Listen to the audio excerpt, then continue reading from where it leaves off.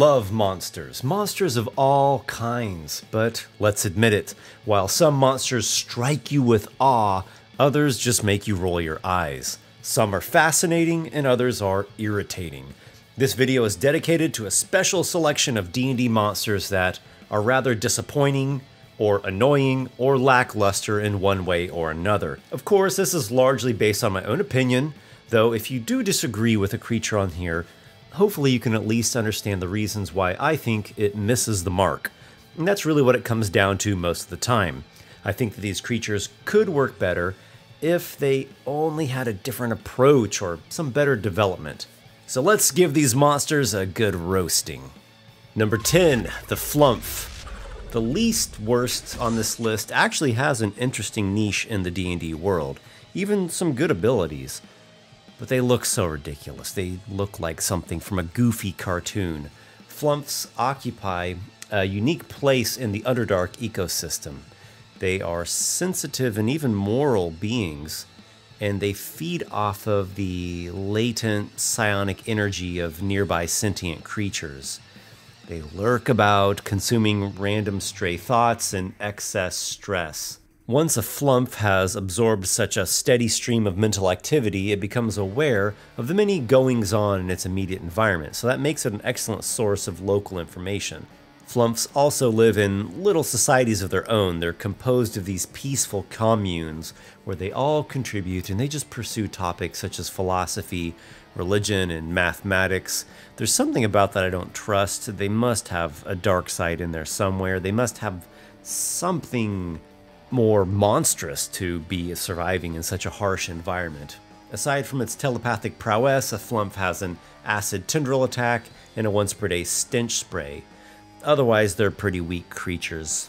All that's just fine and well, but why the ridiculous aesthetic?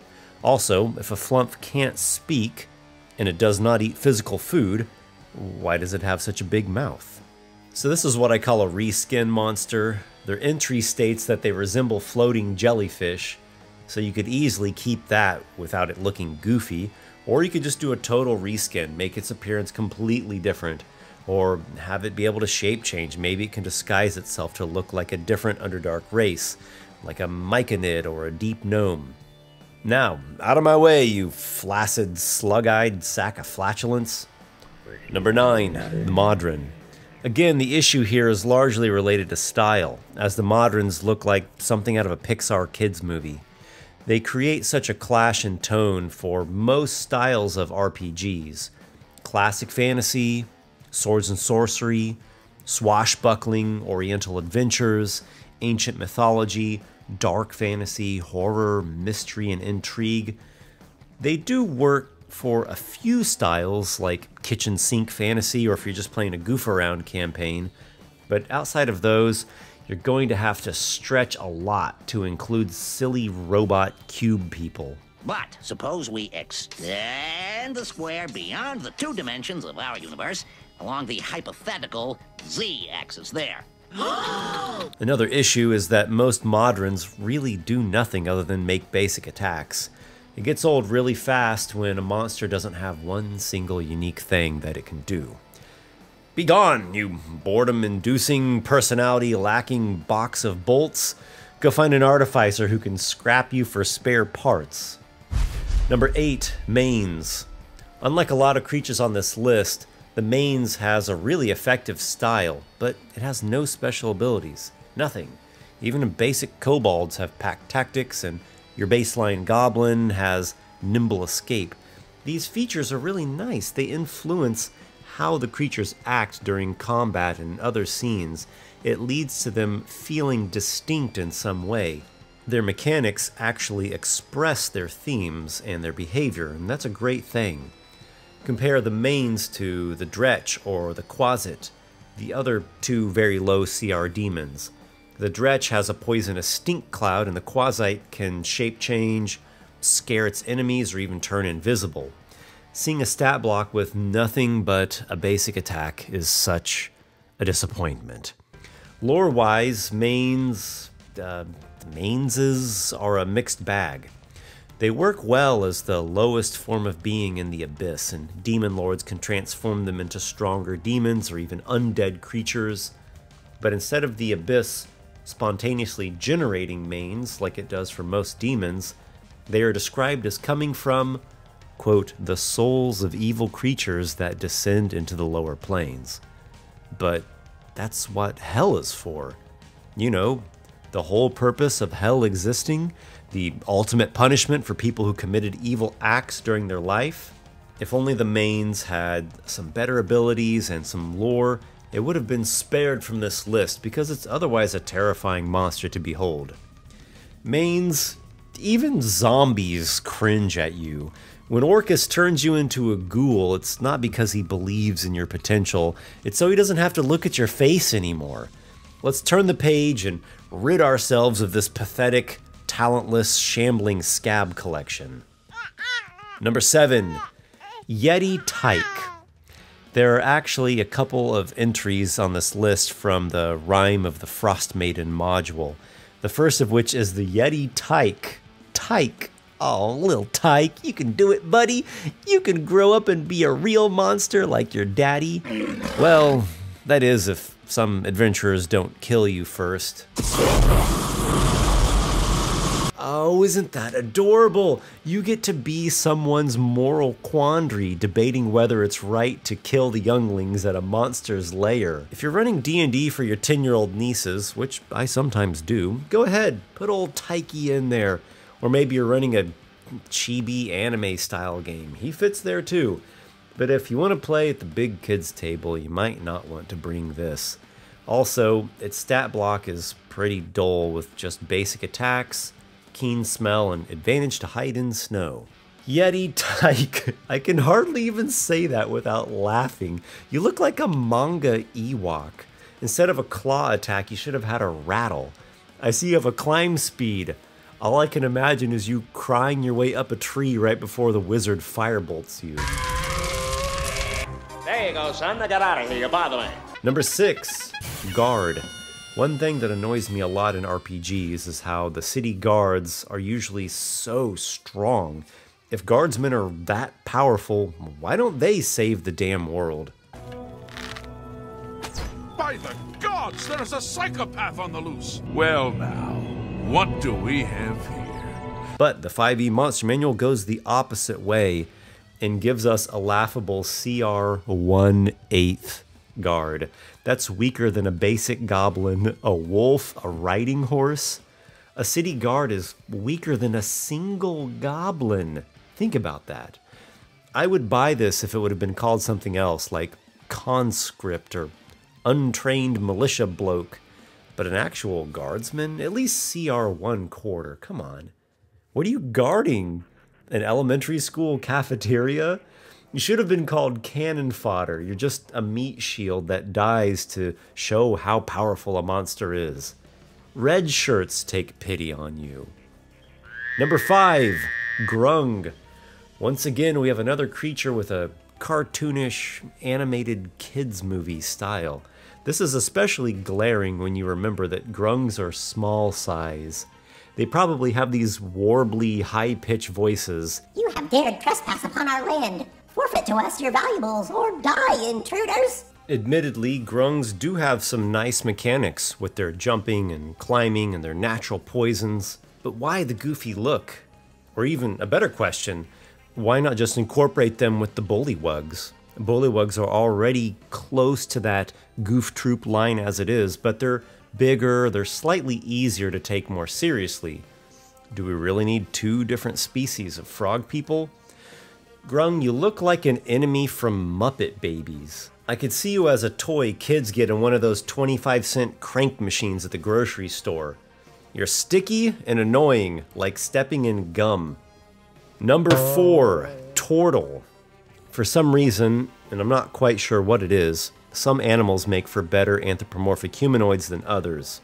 A turtle is somewhere that's better than penguin folk, but worse than frog folk. And D&D just keeps chugging along, endlessly determined to turn every animal in the world into a beast folk race. Who cares about making the already existing races deeper. Let's keep cranking out the furries.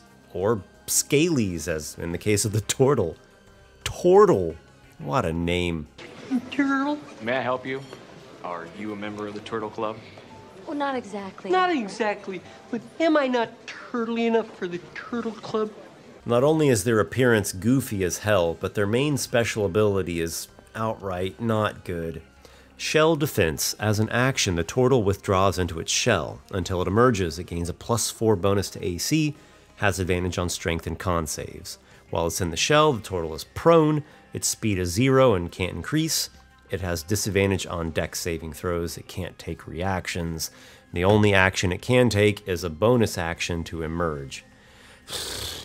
You know, you can just take the dodge action, right? You don't have to prone and restrain yourself and restrict yourself in all these ways just to increase your defense for a round. If shell defense would have been a reaction to use, now that would have been a good feature. Hey! Wait for me! But an action and a bonus action to get out of it? Give me a break. If I was going to run a turtle as a DM, first of all, I wouldn't call it a turtle. I'd give it a less dorky name. Make him like some kind of ancient cryptic sage along the lines of the Uru from the Dark Crystal or Morla from Neverending Story. Turtle, you're a joke creature, and the designer forgot to include the note that it was actually a joke. If you spend your action to retreat into your shell, can you piss yourself as a bonus action? We all know that 90% of all turtles just exist as theory craft in players' notebooks of how they'd make the Ninja Turtles as characters. Speaking of Ninja Turtles, number 3, GIF. The GIF legitimately looks like a villain from TMNT. Again, the issue here is largely aesthetic. It's just so out of place. You have to be either running Spelljammer or just running this kind of total screwball game to include a hippo folk wearing a 1800s military uniform and a monocle, smoking from a steam whistle, wielding a blunderbuss, a short-stock musket, I don't know. Oh, and he also has a pistol and a grenade. My hypothesis is that the designers just included the GIF in Mordenkainen's tome to troll us. When I came across this entry in the book, I really felt like I was being trolled. The amount of tone clash going on with the GIF is outright stupefying, unless your game specifically is set in a wacky universe, in which case, yes, he has a place there, along with Bebop and Rocksteady. GIF, you look like the kind of person who says things like, indubitably, and cheerio, and cumberbuns. You look like a walking sweaty ball sack. You look like a political cartoon that someone drew to mock Napoleon, and you fail worse than Napoleon trying to conquer Russia. Number 2, Gnome Ceramorph / Gnome Squidling. So there I was at my somewhat friendly local gaming store, perusing the newly released Rime of the Frost Maiden, when I came upon an unspeakable horror.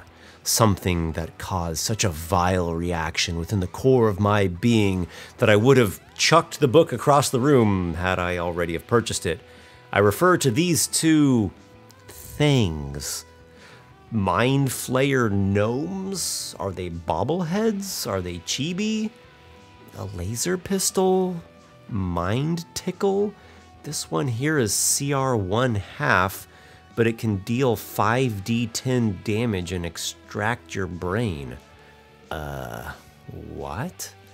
Gnomes themselves already tread dangerously close to being annoying as all hell. They don't need any help being even goofier in this tone clashing.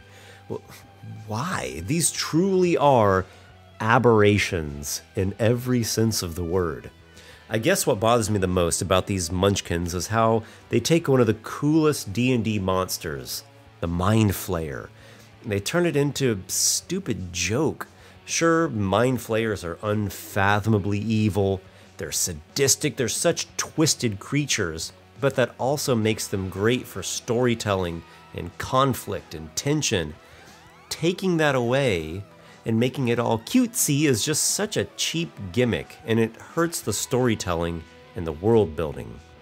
As I've tried to mention with the GIF and the Yeti Tyke and some others, don't let me stop you from having fun with these monsters in your own game, especially if your game is more whimsical or has a wacky setting, or even in games that just don't care about having a setting. But you have to admit, they stick out like sore thumbs when they're surrounded by a baseline fantasy flavor that is overall serious, and it's inspired by medieval history, mythology, fairy tales, Tolkien. Imagine that you're playing Animal Crossing and then this flashes on screen. It's inappropriate, or at the very least, it breaks you out of the immersion. Mind Flayer Gnomes. They're like two turds in the ale keg. Marketing research shows that comedy-themed D&D products sell far worse than average, so WotC must resort to slipping you and your ilk into the serious products. You think you're so elite with your laser pistol that deals 12 radiant damage. Well, guess what? My first level fighter's greatsword also deals 12 damage. One day I'm going to see you fried and skewered on a giant's chopstick. And number 1, the Owlbear. The all-time king of disappointment when it comes to 5e monsters is the Owlbear. Let me show you 2 stat blocks here. You tell me from just stats alone, which one of these is the Owlbear and which one is just a bear. I'll give you a clue. The Owlbear is the one that can't climb. The Owlbear is the epitome of big, dumb brute. It's a low intelligence bag of hit points that hits you pretty hard with its basic attacks and does nothing else. It doesn't even have keen hearing, and it has an owl's head. It has no hoot or screech ability, no strange aura, no special attack or unique trait. It's just a vanilla stat block with 0 role-playing interaction, paltry lore, no place in the world except as an animalistic predator or maybe a trained guard beast. And to top it off, its appearance can come off as pretty wacky depending upon how it gets illustrated. I remember that same night when I first looked at Rime of the Frost Maiden. I saw that in there was a snowy owlbear, and I thought, ooh, does it have a freezing breath or some kind of snow camouflage ability? No, just a regular old owlbear with nothing but a basic attack. Well, excuse me for getting my hopes up, thinking that it would have something interesting or unique. You are a flea-ridden simpleton whose stat block looks like an unfinished draft that got slapped into the monster manual out of pity's sake. You oaf. The only thing worse than your body odor is the boredom you inflict. But hey, you're not entirely useless. You serve as a great example of how not to design a monster. I've long been known for my disdain of the owlbear, but did you know that only began with 5e? The 4e owlbears had some unique abilities and more lore potential, and I was just fine and content with them. But as my discontent has grown with them through the current edition, I am including 2 unique owlbear creatures in my upcoming 5e book, Esper's Emporium of Esoterica. The first is the spell-warped owlbear. It's a winged owlbear with a shattering screech and a variety of strange effects that occur when it takes damage. It also has unique interactive lore in which it's seeking its voice and identity after enduring a background of being the subject of arcane experimentation. The second one is the owlbear Dreadnought, a gargantuan flying owlbear with incredibly keen hearing and the ability to smell where frightened creatures are. Along with that, it has a hunting cry that terrifies its prey. It's truly an apex predator among epic locations. The link to pre-order the book is down in the video description if you are so inclined.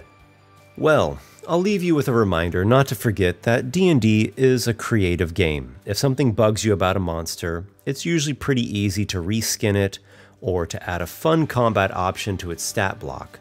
While certain creatures clearly irk me, there are plenty of other good or even fantastic choices, so I can never truly get bummed. The important thing is just to keep learning, keep exploring, keep telling good stories.